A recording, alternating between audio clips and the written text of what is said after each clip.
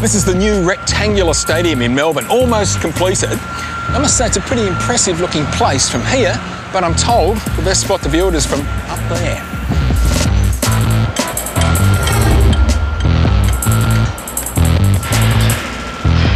The view from here is spectacular. Melbourne never looked so good. But of course, we're here to see the roof of the stadium. There are more than 2,000 individual tiles in that roof. You can only imagine how difficult it must have been to get them all together in the right order.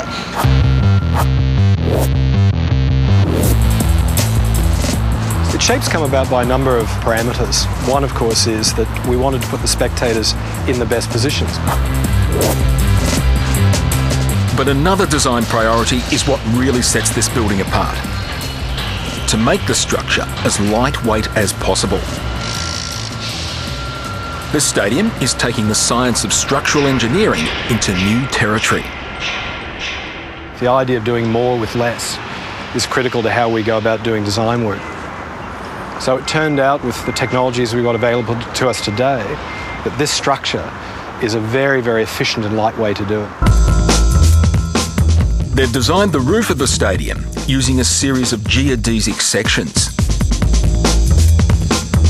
The geodesic dome was first popularised by the American architect and futurist Buckminster Fuller. Put simply, it's just part of a sphere made up of triangular panels. The beauty of this geometry is that the forces are distributed so effectively, the structure can be both lightweight and self-supporting. We took those ideas of shell action from the likes of Buckminster Fuller. But of course, with a stadium, we have a big hole in the middle that we've got to deal with. So we came up with the idea of actually putting a series of shells together. Each individual shell has all the benefits of being a geodesic section. But the shells also support each other. And it's that unique combination working together that allows the creation of this very light structure.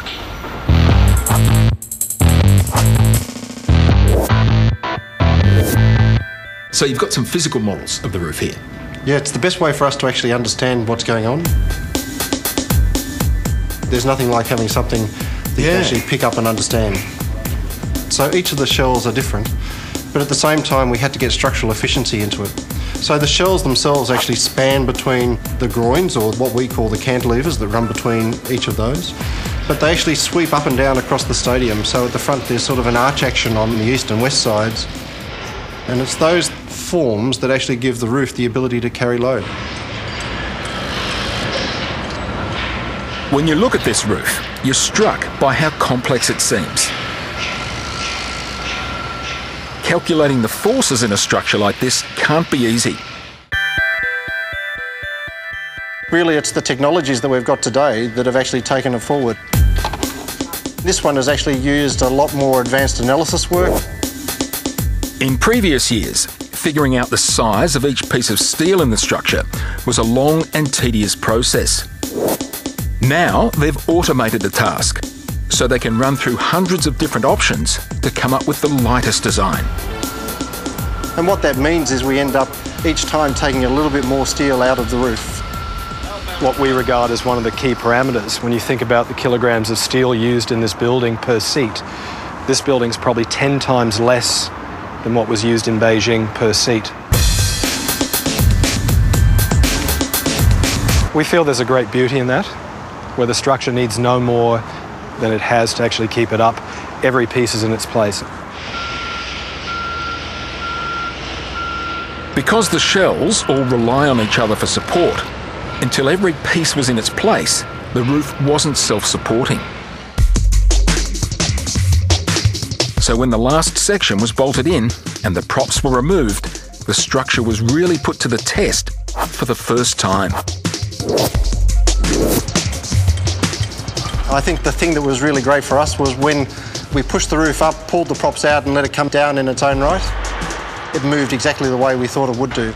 So, yeah, it was a sense of great relief. It's always great relief, but it's also a milestone in knowing that all that hard work over years has sort of paid off.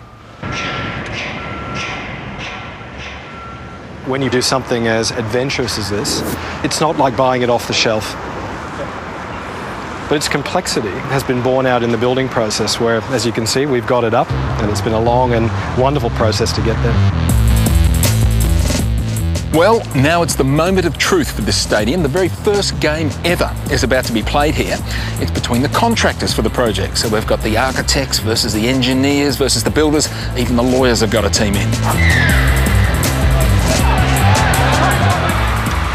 OK, amateur touch footy probably won't draw the crowds this place was built for. But when the professionals take to the field, the stadium and its extraordinary roof will really shine.